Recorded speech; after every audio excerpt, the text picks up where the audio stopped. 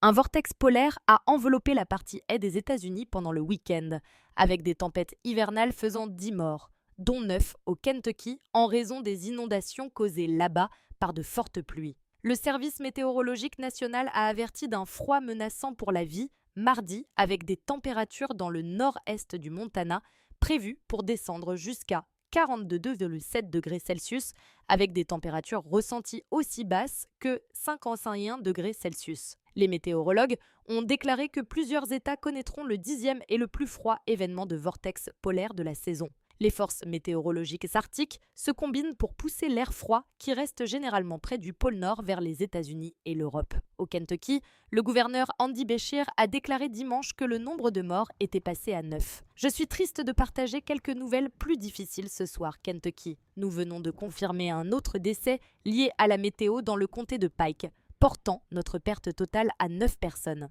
Beshear avait déclaré plus tôt dimanche qu'au moins 1000 personnes bloquées par les inondations devaient être secourues. Le président Donald Trump a approuvé la demande du Kentucky pour une déclaration de catastrophe autorisant l'Agence fédérale de gestion des urgences à coordonner les efforts de secours dans tout l'État. L'eau a recouvert des voitures et des maisons au Kentucky alors que des glissements de terrain bloquaient les routes en Virginie pendant le week-end. En Alabama, des tornades destructrices ont été signalées, détruisant ou endommageant des maisons, déracinant des arbres et renversant des lignes électriques.